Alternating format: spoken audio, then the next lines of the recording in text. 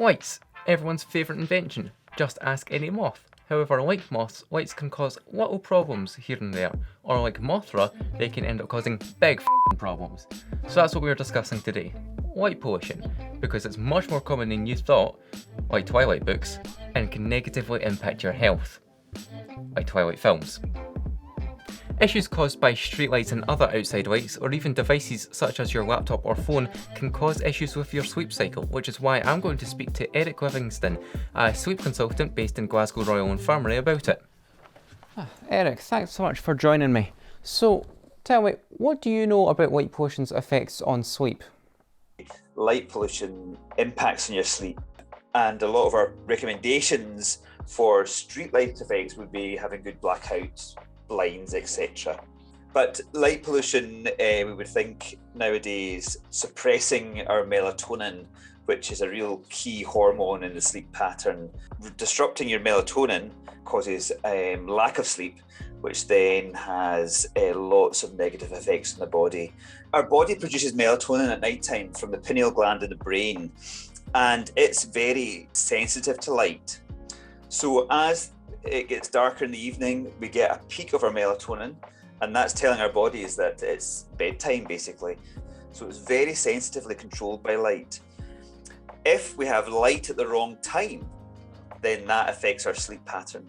So light late at night is telling our brain that actually it's still daytime, so it doesn't produce the sleep hormone, and therefore we don't often get off to sleep.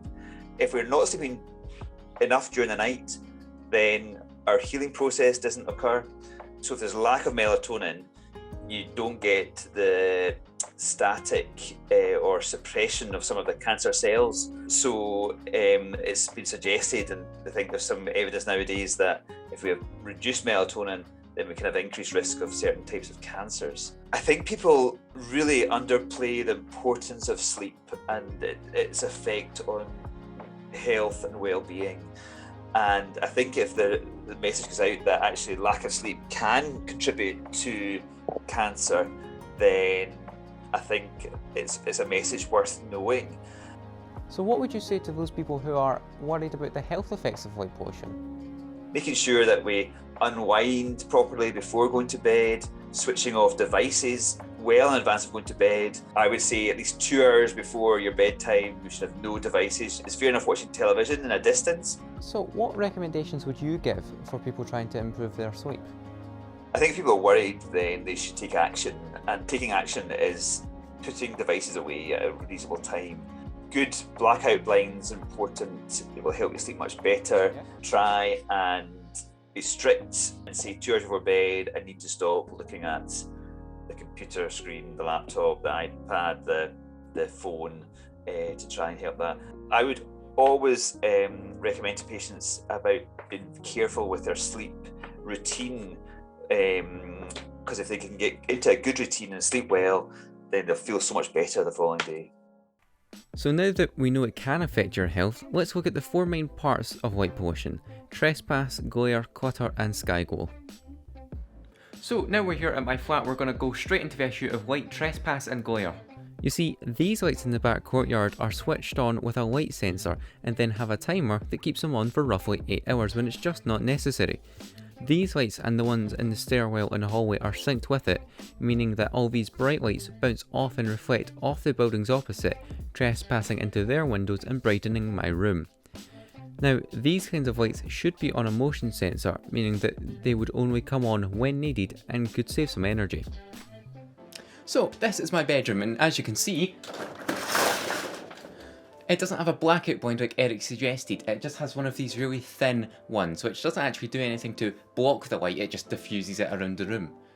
So moving on to a direct example of light trespass, in this corner of my living room you get to see 3 different kinds of light trespassing onto the wall. The first one is from the street light director across, the second one is from main road streetlights, and the third one is from this bloody massive video billboard, which is on 24/7, 365 days a year and shines directly into that window. So you might just think that these are small inconveniences to life, and you'd be right, they're kind of like your phone only charging a certain way, or being forced to join a Zoom meeting when it could have just been put in an email, Janice. But this is just a direct example of a much bigger problem. So let's talk about clutter. This can mainly be seen with inefficient streetlights that have poor shielding. Instead of replacing them for ones with better shielding, they just whack down more lights and call it a night there. This ends up with a scene like this. Clutter is described as a bright, confusing and excessive groupings of light sources. And yeah, that's clutter alright. Just so you can understand the full issue here, these are streetlights, this is a different kind of streetlight, and these are traffic lights, making this situation a colourblind's worst nightmare, second only to Uno. Now, the final part to light pollution is sky glow, and I thought we should probably get someone who knows what they're doing to speak about this. So I went to Glasgow Science Centre and spoke to Steve Owens, one of their astronomers, about it. The problem is sky glow stretches well beyond the inner cities, out into the suburbs and into rural skies. Big deal, you might say. What's the problem with that? It is a waste of money. By definition, you're lighting the sky up unnecessarily. It's a waste of energy and therefore a waste of carbon. It's bad for wildlife, it's bad for human health, and coincidentally it's bad for stargazing too.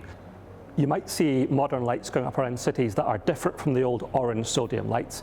They are white and they are LED lights, so they are more efficient, they use less energy, and in general they're better shielded. So rather than letting the light go everywhere, they make sure it goes downwards. They don't light up the sky, they light up the ground. But you might find an instance of an old light that is well shielded. If you just slap a new LED light on an old pole, you end up with more lights than you need, and the surroundings are brighter than they need to be. So keeping lights on when it's unnecessary is a big problem. We should only be lighting up places where it's needed and when it's needed. Would you say that lighting up a park at night for safety is a reasonable excuse, even if it causes light pollution and harms ecosystems? Lighting parks up can make people safer. The problem is it's also bad for wildlife, it's bad for biodiversity, and it's bad for stargazing. So we have to balance those two things. But the first step I'd like to see is careful consideration given to any new lights. We should always ask the question, is this necessary? Is it brighter than it has to be? Is it on longer than it has to be? Is it the right colour? Is it in the right place for what it needs to do? My one bit of advice about light pollution is get out of the towns and cities, get somewhere dark and experience the night skies that's meant to be seen. Luckily we live in Scotland and we are close to some very dark skies indeed. No skies in Scotland are completely free of light pollution, but if you travel just an hour outside Glasgow, the skies will be significantly better.